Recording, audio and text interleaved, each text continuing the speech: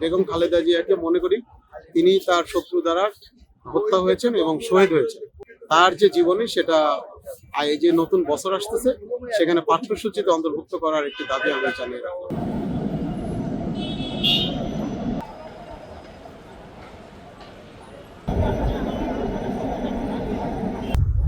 যে মতবিরোধ মত পার্থক্য থাকলেও বেগম খালেদা জিয়া যখন বলেছেন যে এটা এইভাবে সকল দলের লোকজন বেগম খালেদা জিয়ার সিদ্ধান্তকে মেনে নিয়েছে, সুতরাং উনি বাংলাদেশের একটি মানচিত্রের প্রতিচ্ছবি হয়ে গিয়েছিলেন, বাংলাদেশের সমর্থক শব্দ হয়ে গেছিলেন বেগম খালেদা জিয়া। এবং বেগম খালেদা জিয়া মানেই বাংলাদেশ। কারণ আপনি যদি একজন প্রকৃত দেশপ্রেমিক হতে চান, দেশের প্রশ্নে আপোষহীন থাকতে চান, আপনাকে অবশ্যই বেগম খালেদা জিয়াকে অনুসরণ করতে হবে। আমাদের পরিবারের একজন মনে করি ওনাকে আমার বিএনপি অনেক কর্মধারক ছিল, তিনি আজকে আমিনের থেকে বিদায় নিয়েছে। ওনার ছেলে জনাব তারেক রহমানকে রেখে গেছে। ওনার যে আদর্শ ছিল, জিয়াউর রহমানের যে আদর্শ ছিল, সেই আদর্শ ধরে রেখে জনটি কাজ করতে পারে, এটাই আমরা চাই। বেগম খালেদা জিয়া উনি বাংলাদেশের একজন অভিভাবক এবং গণতন্ত্রের একজন নাগরিক, যে উনি আজকে আমাদের মাঝ থেকে চলে গেছেন এই যে শোক এবং তার যে অপূরণীয় ক্ষতি, এটা বাংলাদেশে আর কখনো পূরণ হবে না আমি যেটা মনে করি।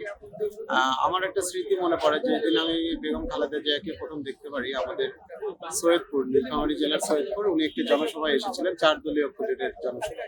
তখন শিক্ষামন্ত্রী ছিলেন এহসানুল হক। তো সেই সময় তাকে আমরা প্রথম দেখতে পারি এবং ওই কিশোর বয়স থেকেই তার যে গণতন্ত্র আপোষহীন যে চরিত্র সেটা আমাদের হৃদয়ে সবসময় লালন করে। এই জন্য আমি তার প্রতি শ্রদ্ধা জানাই, তার রুহের মাগফিরাত কামনা করি এবং তার জীবনটা আসলে একটা সংগ্রামের মধ্য দিয়ে গিয়েছে। সে অল্প বয়সে বিধবা হয়, তার স্বামী হারা হয়, এরপরে একা সে বাংলাদেশপন্থী রাজনীতি হিসেবে টেনে নিয়ে যায়। এরপরে দীর্ঘ দিন পরে তার একজন ছেলে, যাকে শেখ হাসিনার বিভিন্ন নির্যাতনের মাধ্যমে আমেরিকাতে নিহত হন, তো তারও আত্মার রুহের মাগফিরাত কামনা করি।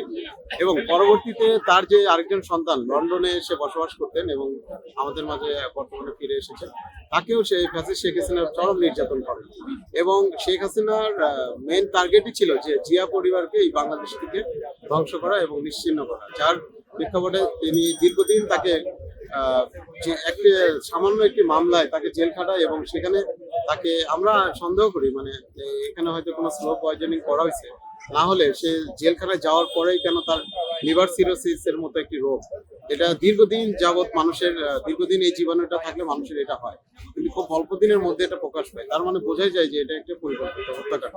তো আমরা বেগম খালেদা জিয়াকে মনে করি তিনি তার শত্রু দ্বারা হত্যা হয়েছেন এবং শহীদ হয়েছেন।